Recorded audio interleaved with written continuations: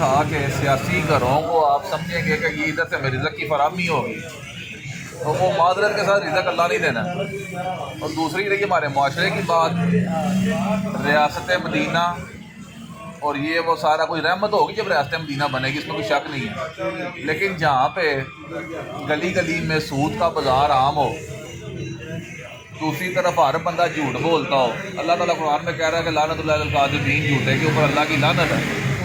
तो 99.9% पे तो अल्लाह की लानत पड़ी हुई है, तो फिर मुश्किलात की कमी कैसे आ सकती है? जब तक हम अल्लाह ताला से माफ़ी मांग के अपने राह पे नहीं आएंगे, तब तक निज़ाम रहमत हो सकती है। पैसे हम लोग बेच रहे हैं, बस खा रहे हैं जी। बट साहब फरमाइए, आप क्या कह रहे थे? उन्होंने रखा हुआ है रियासत मदीना बनाई। ज़रा दोस्त से बोले, आपकी रिकॉर्डिंग हो रही है, रिकॉर्डिंग हो रही है आपकी बात, व्लॉग हो रहा है। आप बोलिए क्या बात कर रहे थे, एक्सटेंड करें इनकी बात को, इसको आगे बढ़ाएं। क्या है जी भट्ट साहब, ज़रा बोलिए क्या कह रहे थे? लूट रहे हैं ये रियासत मदीना का नाम लेकर। जी जी। 72 सालों में नहीं बनी ये, अब कहाँ बनेंगे? नहीं, आप तो एक बन चुकी है, वही बहुत है, हर जगह नहीं बन सकती। अच्छा, तो इस हुकूमत से जो चाह रही है, जो नया वो अज़्म पाकिस्तान, वो क्या क्या वो जी नया पाकिस्तान लेके जा रही है और रियासत मदीना की बात करती है, तो आप उससे मुतमईन हैं कि क्या कुछ कर जाएंगे? वो कर रहे हैं भट्ट साहब? नहीं समझ। आप, मैं ये कहना पूछना चाहता हूँ कि रियासत मदीना आपने कहा कि बन चुकी है, एक ही है, तो वो मदीना, वो जो रियासत वाले कितने करीब हैं हमारे पाकिस्तान के मुसलमानों वो के? भी नहीं है, तो वो भी नहीं है ना। तो फिर क्या किया? देखिए, अरबों खरबों रुपए वहाँ पे इकट्ठे हो रहे हैं, किसके हो रहे हैं? हाँ, आपके और हमारे इकट्ठे हो रहे हैं। जी। हमारे यहाँ से पैसा लुट के वहाँ पे जाता है, वो हाजी उम्रे के नाम से। ये पूरा मुल्क जो है हाजी उम्रे से भरा हुआ है, हाजियों से भरा हुआ है। बताएं क्या हाल है ये यहाँ पे? क्या है यहाँ पे? अरबों खरबों रुपए, वो 80-80, 100-100, 200 औरतों के साथ शादियाँ कर रहे हैं, किसके पैसे पे? इस्लाम के नाम पे लूट रहे हैं ये, मजहब के नाम पे लूट रहे हैं। ये 72 सालों में इस मुल्क का कुछ नहीं बना। ये चौधरी बरादरान है जो आपके सामने है, इनके घर से कमर कमर तक पानी है, तो ये मेरे घर से क्या निकालेंगे? जो बंदा अपने घर से पानी नहीं निकाल सकता, वो पाकिस्तान का पानी निकालेगा? कोई बात करे। ज़बरदस्ती आपने हमारे भिगो दिया हमारे युद्धों को, चुनावों से पानी नहीं निकालते। ये पास ही टंकी है लड़कियों के ना, कॉलेज के पास, करोड़ों रुपए इधर लगे हुए हैं जी। यकीन करें रिजवान साहब, मुझे कम से कम 2-2.5 साल हो गए हैं। 2-2.5 साल पहले अंदर बच्चों ने ना वो शीशे की बोतलें तोड़ी थी, अभी तक वो अंदर ही पड़ी हुई हैं। यहीं से डेंगू वायरस उड़ रहा है, यहीं पे ऊपर पानी पूरे शहर में इनका पानी सप्लाई हो रहा है। भरे पड़े हैं, कोई सब चोर हैं, जितने मुलाजमीन हैं आप जाएं देखें, इन्हीं के घरों में मिलेंगे आपको। सड़क पे आपको कोई भी नहीं मिलेगा। अरबों रुपए की आपने प्रॉपर्टी बनाई है, 10,000 की, 10,000 थोड़ा सा 10,000 रुपये लगे, डॉक्टर साहब चौकी के सामने आप देख लें, बेशक सड़क टूटी हुई मिलेगी। ये अपने घर को तो साफ कर लेंगे सब लोग, लेकिन सड़क के ऊपर जो है ना, कहते हैं कमेटी वाले आएंगे, वो कहाँ से आएंगे जी? और सभी तो ठेके के ऊपर चल रहे हैं।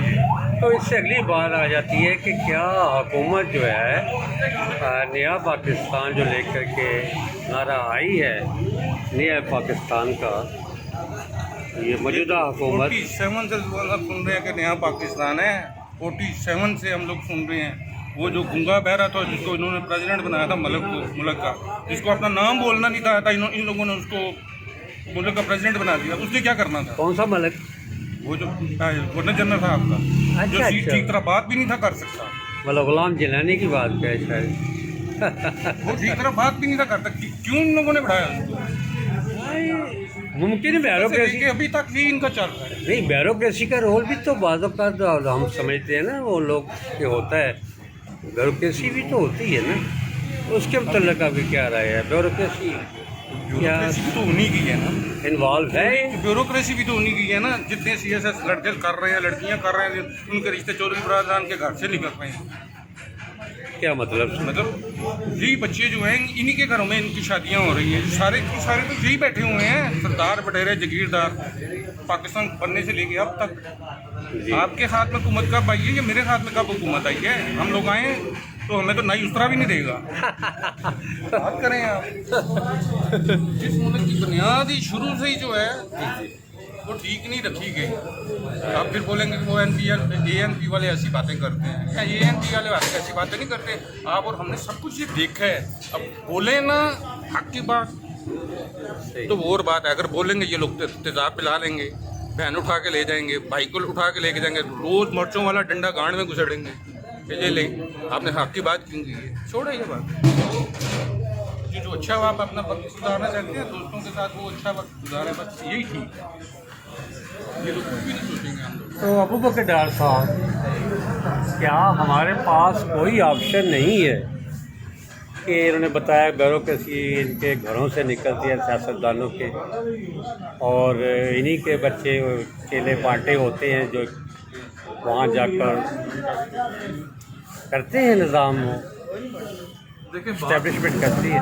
तो हाँ जी बोलिए, समझ गए आप सवाल मेरा ख्याल है। जिस वक्त तक आप लोगों ने इन फर्ज करें ब्यूरोक्रेसी को ख़राब कौन करता है? हम लोग ही करते हैं ना ख़राब।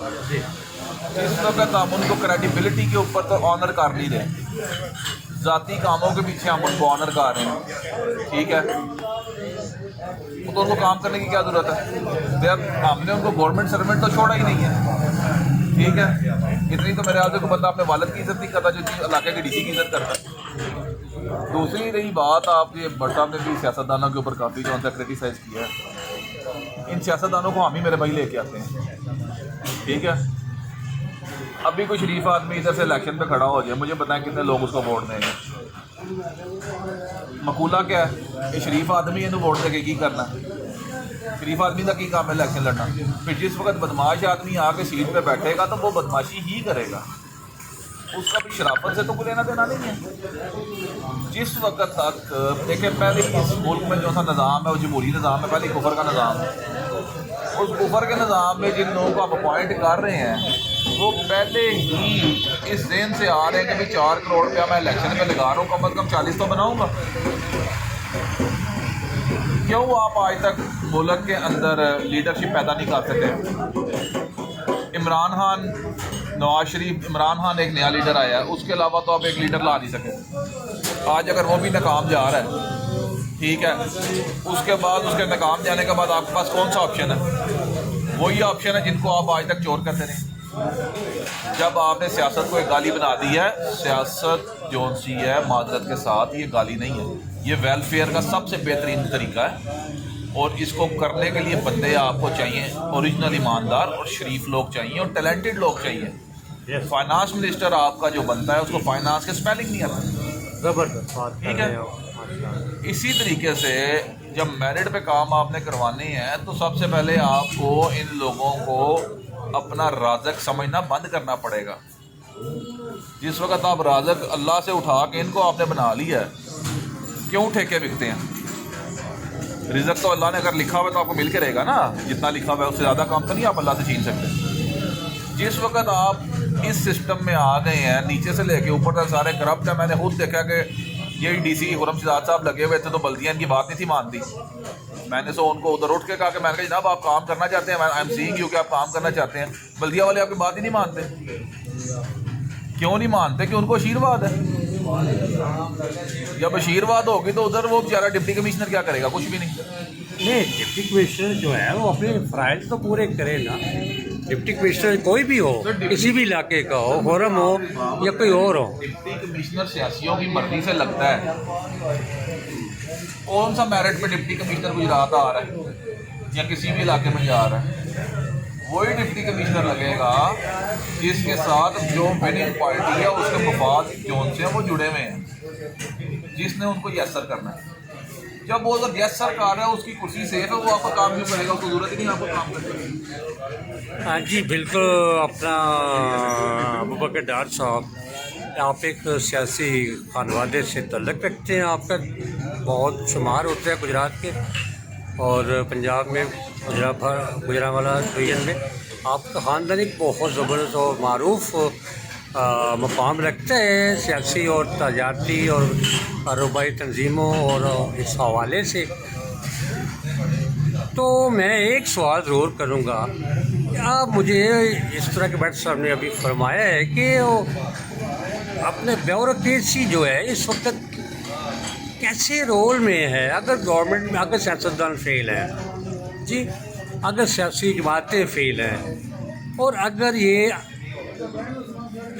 नया पाकिस्तान वाली हुक्मरान जमात भी नाकाम है, तो क्या समझते हैं कि फ्यूचर में कोई ऐसा नहीं बेहतर कि हम आर्मी को कॉल कर लें पब्लिक के लिए, और पब्लिक जो है आर्मी को कॉल कर रहे और आर्मी को फैज़ हमीद साहब जो माशाल्लाह ज़बरदस्त शख्सियत है, तो वो आए और संभालें ये बुरा हाल जो हुआ है।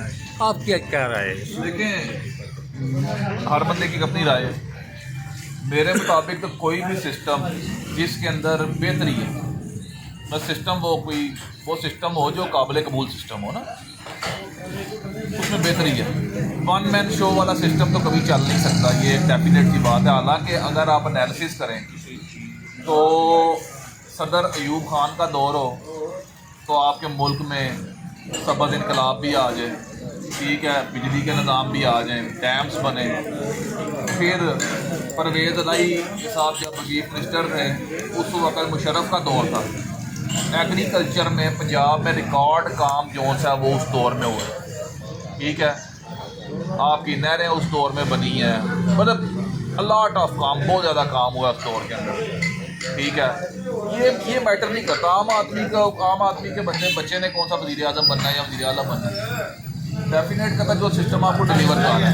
असल में जो पॉलिटिकल सेटअप हमारा है, इमरान खान के दुश्मन भी कहते हैं भाई ईमानदार आदमी है, लेकिन वो इस सेटअप का शिकार है। जिस वक्त इमरान खान वज़ीर आज़म पाकिस्तान मैंडेट लेके आए और कि ये 1800 सीसी गाड़ियाँ अफसरान वापस करें और वो उसके उस आर्डर को जूती के नोक पे रख दें, तो उधर ही उसको मैसेज दे दिया गया है कि भाई stay in your limits. Overall bureaucracy को हम लोगों ने खुद ख़राब किया ना। वी पे फॉर दैम, हम टैक्स पे करते हैं, ठीक है, हर चीज़ एक सुई के ऊपर भी हम टैक्स पे करते हैं, लेकिन क्या है, उन्होंने अपनी इस मुल्क के ऊपर अपनी हुकूमत कायम कर ली हुई है और उसमें जो बहुत बड़ा कसूर है ब्यूरोक्रेसी। उनके तो बगैर आप कुछ कर ही नहीं सकते। इमरान खान को अगर नाकाम किया गया तो उसमें तो बहुत बड़ा हाथ तो ब्यूरोक्रेसी का, ठीक है। इसलिए अगर आप चाहते हैं कि भाई आपको निज़ाम बेहतर लाएं, आप वो लोग लेके आएँ, ईमानदार लोग लेके आएँ, वो ना ब्यूरोक्रेसी के टाउट होंगे, ठीक है, और ना वो किसी और के टाउट होंगे जो मैंडेट पे आएंगे, वो इंशाल्लाह डिलीवर करेंगे। आप उन लोगों को सिर्फ वोट करते हैं जो सिर्फ और सिर्फ आपका सोच जो सा उन्होंने उधर रोक के रख दिया है कि भाई थाने में फ़ोन करके मैं कौन सा निकलवा लेगा, मोटरसाइकिल कौन छुड़वा देगा। ये जब आपकी सोच है तो वो कर रहे हैं, फिर तो आपका गिला शिकवा बनता ही नहीं। तो ऐसे हालात में तो हमें फिर वही बात आ जाती है ना, इस कदर अगर गदर मचा है और इमरान खान जैसे सियासतदान जो हैं, जो आपने उनके लिए अच्छे अल्फाज इस्तेमाल किए शख्सी तौर पर, अगर वो ब्यूरोक्रेसी के निशाना बने और उनके पॉलिसीज़ की खराबी की वजह से या इग्नोर या किसी और वजह से, तो क्यों ना जान छुड़ाई जाए, क्यों ना इस ब्यूरोक्रेसी से इसका किबला दुरुस्त किया जाए। जब भी माशाल्लाह आते हैं या हुकूमतें फ़ौज संभालती है तो उस वक्त यही हालात होते हैं जिसका आप तज़किरा कर रहे हैं। तो आप क्यों नहीं मुतालबा करते? हम क्यों नहीं मुतालबा करना चाहिए? क्या आप पसंद करेंगे मुतालबा करना कि आप रोल ओवर करना चाहिए?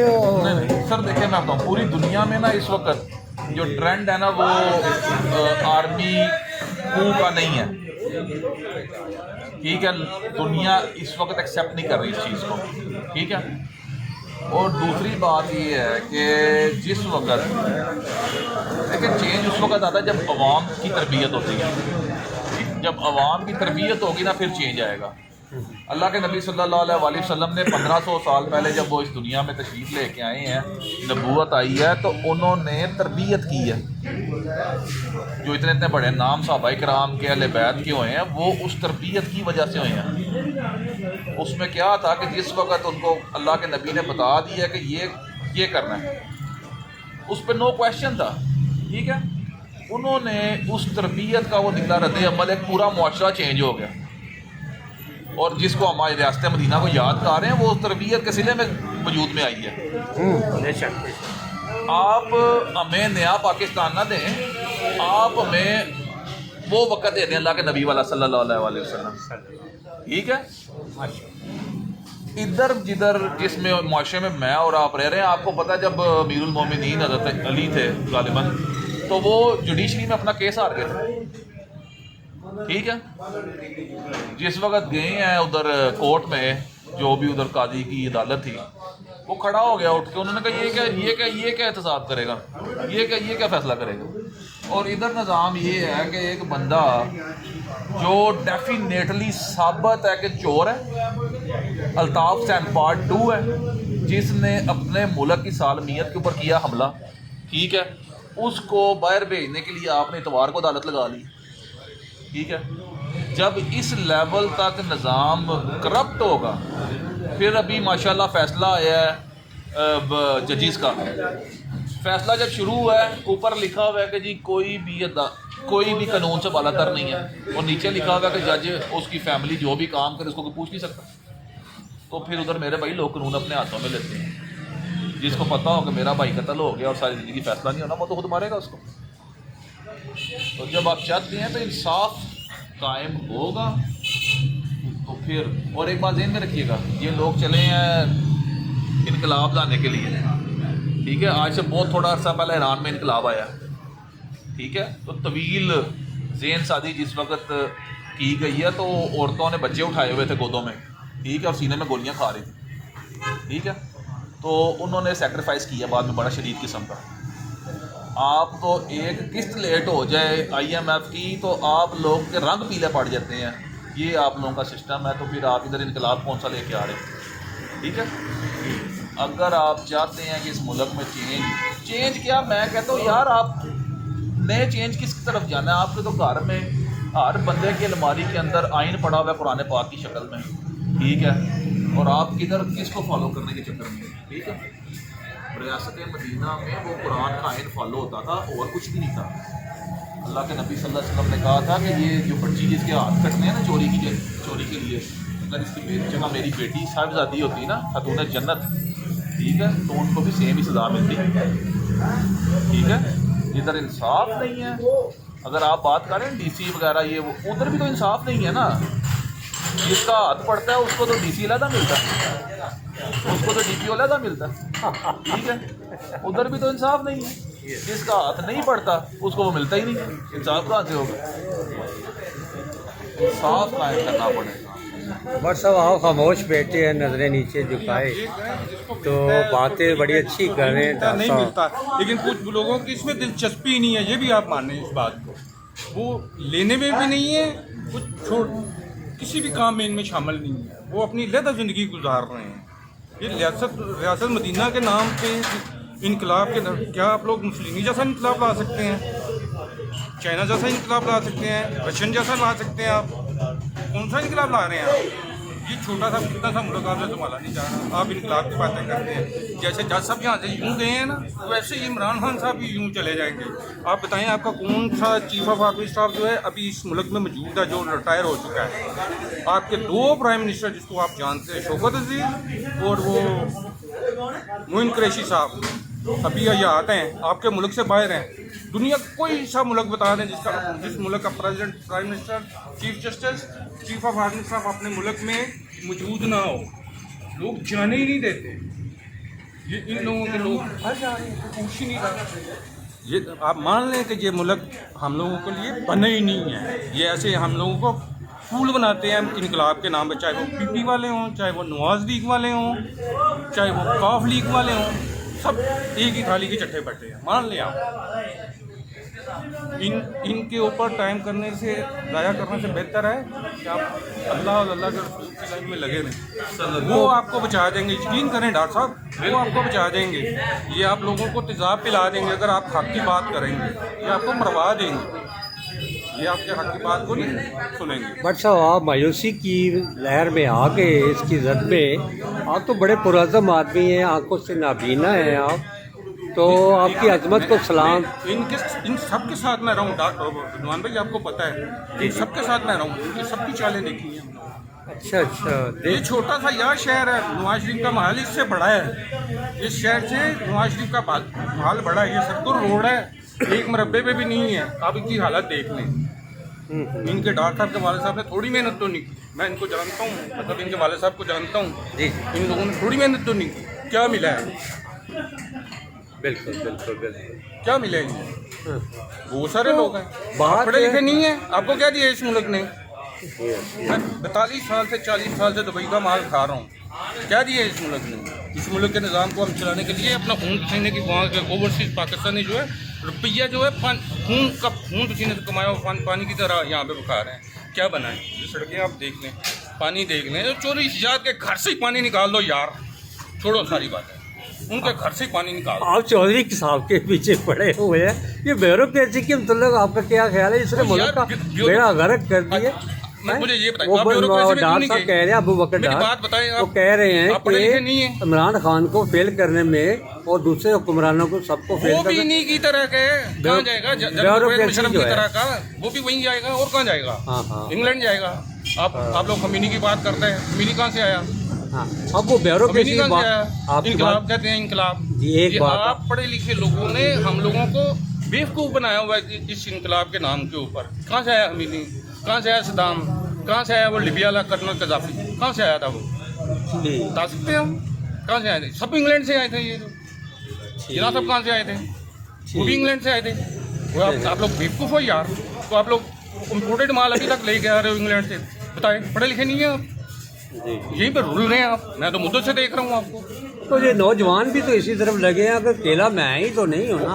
आपसे मुराद सिर्फ रज़वान साहब नहीं, यहाँ पे Yes. सैकड़ों हजारों लोग हैं यार। Thank you. 72 सालों में इनके पास मेरे ख्याल 25-30 यूनिवर्सिटियाँ हैं। 25-30 अभी खान साहब ने अरबों रुपए जो हैं वो ज़ाया कर दिए हैं इसके ऊपर। वो 12-12 हज़ार रुपये लोगों को देकर अरबों रुपये ज़ाया कर दिए। इसकी यूनिवर्सिटियाँ बनते मुल्क से बेरोजगारी का आधा खत्मा हो जाता।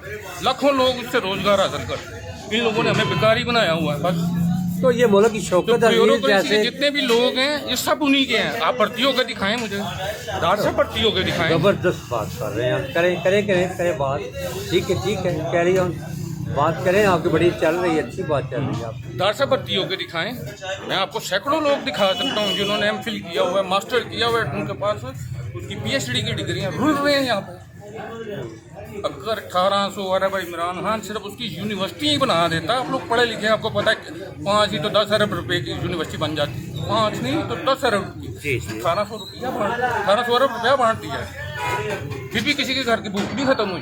कौन सा इनकलाब रहा रहे? ये जो लाहौर में अभी आया वो जितना रुपया उन्होंने उधर लगाया लाहौर में, उससे कई शहर बन जाते हैं। ये आपको भी पता है। क्या है गवर्नमेंट के पास? आपके पास जी बहुत शुक्रिया में कुछ भी नहीं है इनके पास। भट्ट साहब, बहुत शुक्रिया आपने गुफ्तगू में शिरकत की।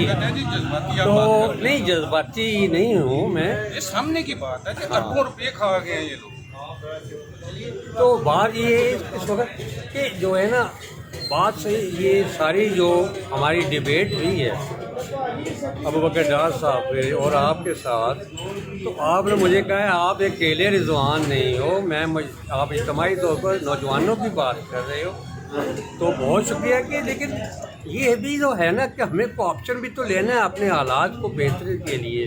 क्यों ना हम, अगर ब्यूरोक्रेसी ने बेड़ा गर्क किया है मुल्क का, तो बकौल आपके कि कोई आदमी CSS करके कैसे को भर्ती हो सकता है?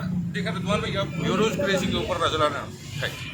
ब्यूरोक्रेसी में जाने के लिए आम आदमी के पास मिल ही नहीं है। जो जितने भी हैं सरदार, जगीरदार, वडेरे, ये सब उन्हीं के बनने हैं। किसी की जरूरत नहीं है गरीब आदमी की उधर जाके आप CSS कर लें, करके भी ये आपको फेल कर देंगे बाद में। CSS करके भी आप बाद में फेल हो जाएंगे। इनके नलायक से नलायक बंदे आपको जरूरत मिलेगी जो रुक रहे सब। तो फिर क्यों ना है मुल्क जो है वो फौज अफवाज पाकिस्तान संभाल ले, क्या रहेगा? तो अफवाज पाकिस्तान वाले कौन है? आपके घर में से कोई जनरल है? बोले नहीं। आपके खानदान में से? और मेरे घर से अभी तक टंगा ही नहीं निकला। 72 साल हो गए हम लोगों को इस मुल्क में रहते हुए, मेरे घर से टंगा ही नहीं निकला। वो जो 47 के जनरल, कर्नल, ब्रिगेडियर, उन्हीं के बच्चे अभी तक जनरल कर्नल बने हुए हैं। कोई बाहर से निकाल के दिखा दें। तो कोई हल फिर बताएं, क्या फिर हल है? हालात को तो संवारना है। हमारी ख्वाहिश पब्लिक की होगी कि मुल्क के हालात संवरे, क्योंकि हम पब्लिक हैं 80% जो लोग मुश्किलात के इश्क़ इलाही और इश्क़ मुस्तफ़ा, माशाअल्लाह, उसको लेके आप अपने लिए चलें, मुझे छोड़ें।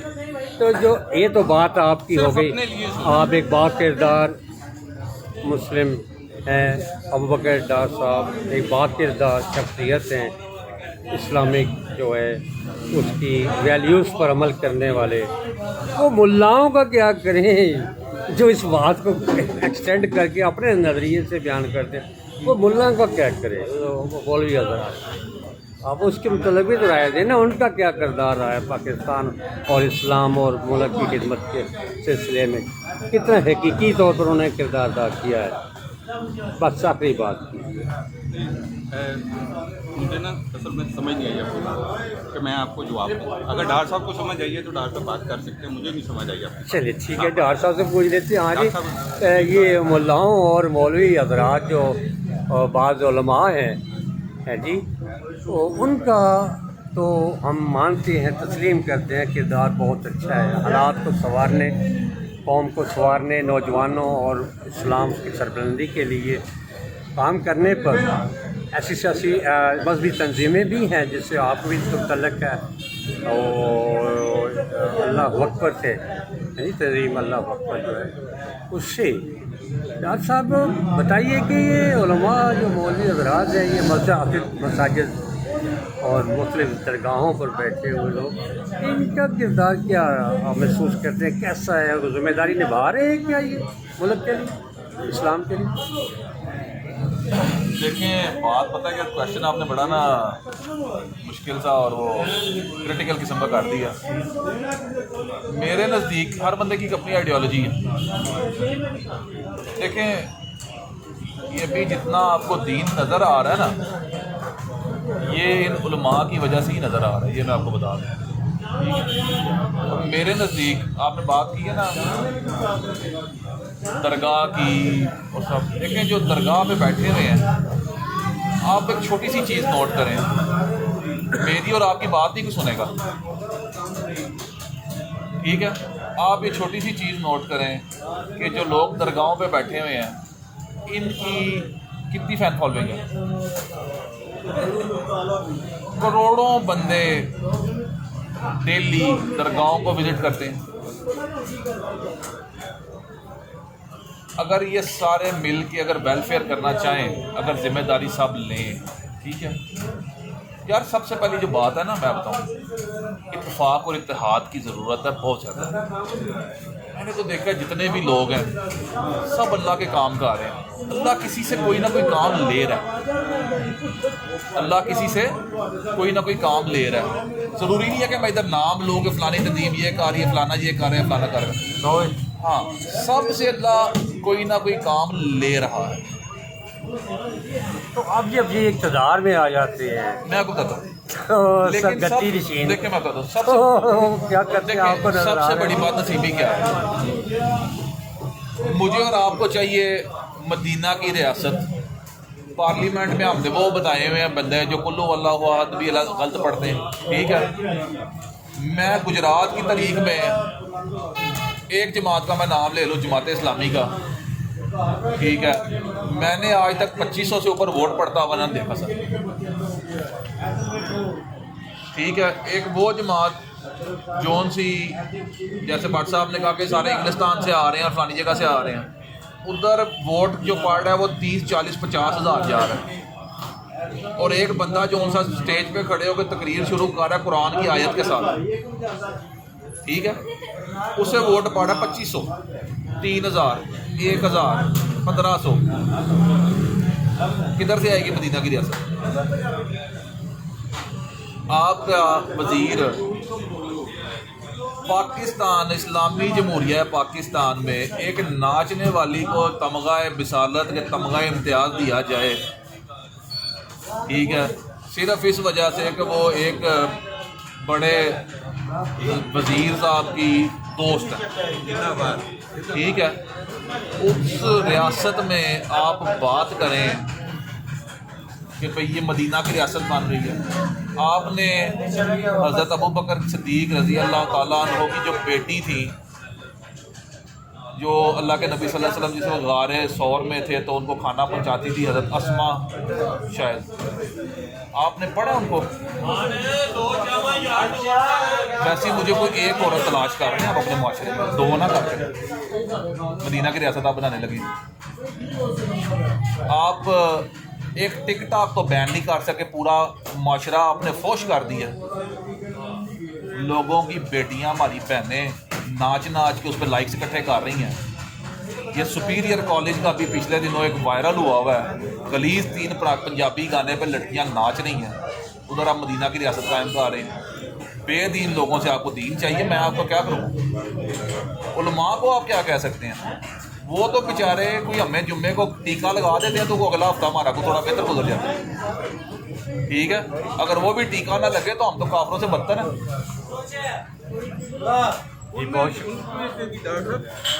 अक्सरियत उलमा जो हैं सियासतदानों के ब्यूरोक्रेसी की वजह से सामने आके नाचते हैं।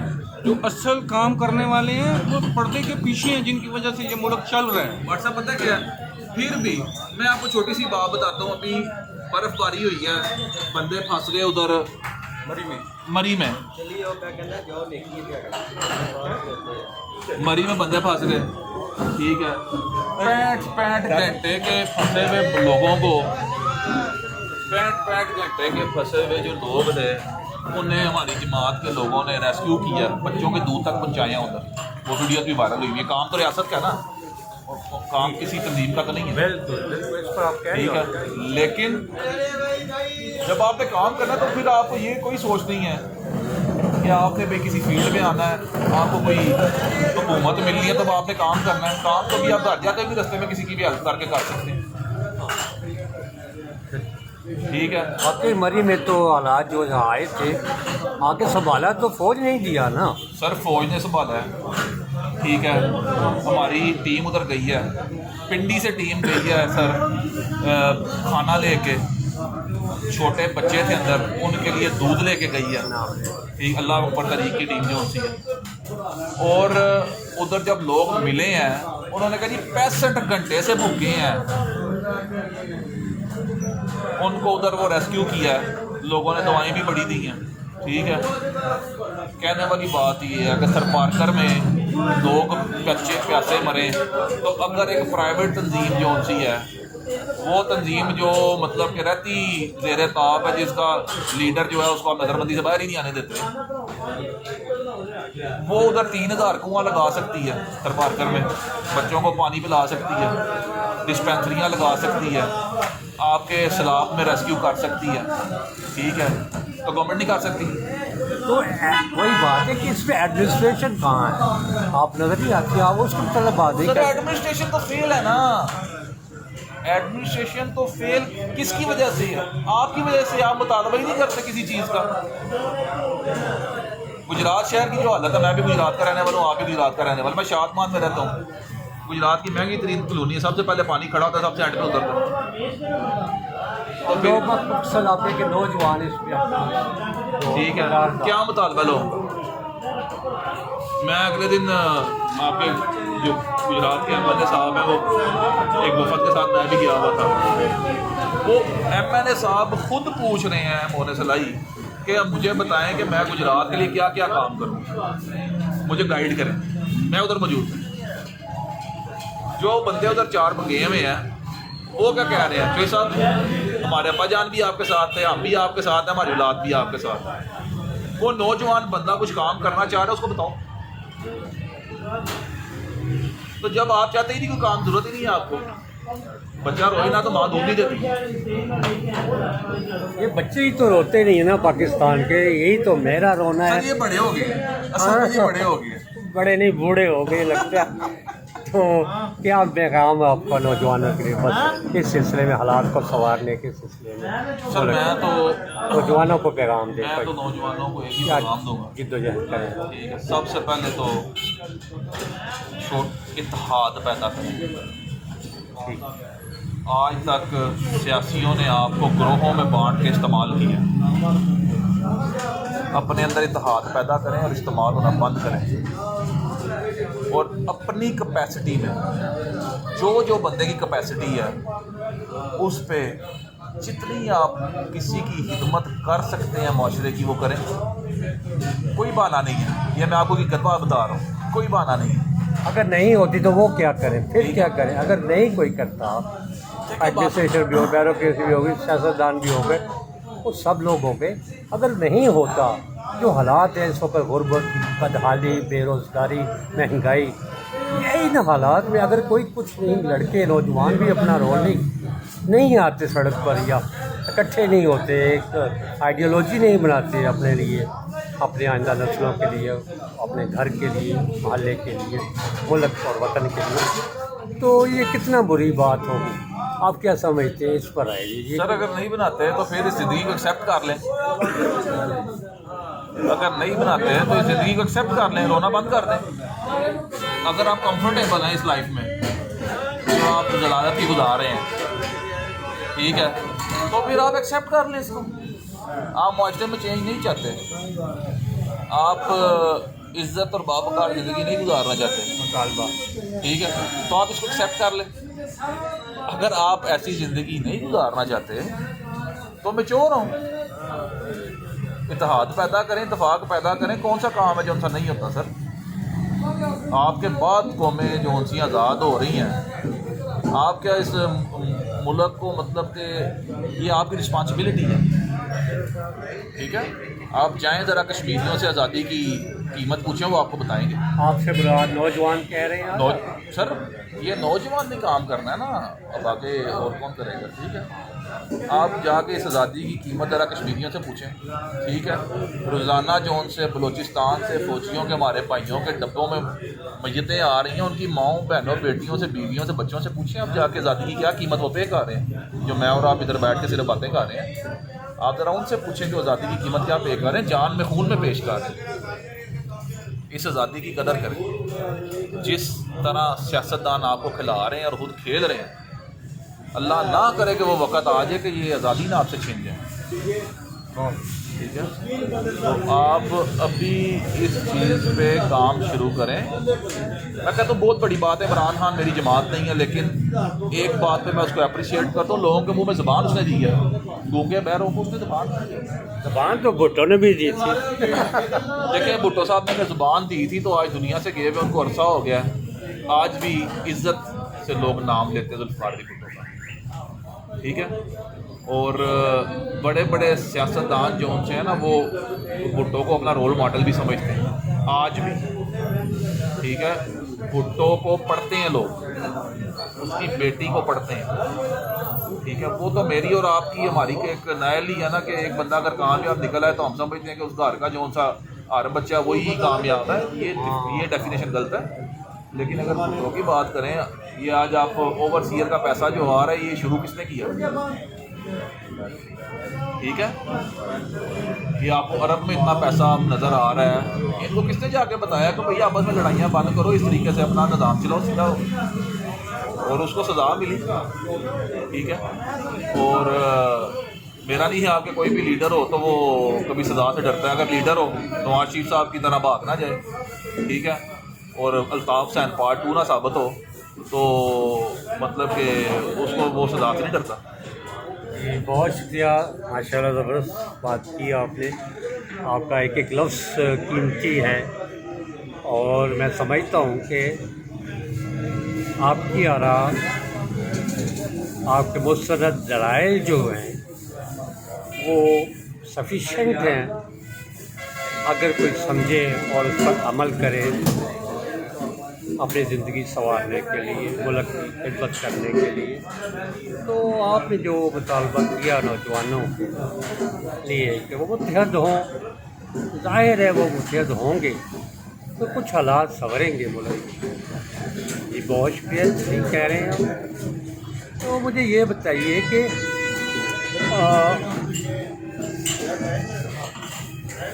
क्या समझते हैं कि बलदियाती इलेक्शन होंगे पंजाब में या सिंध में? एक छोटा सा शॉर्ट।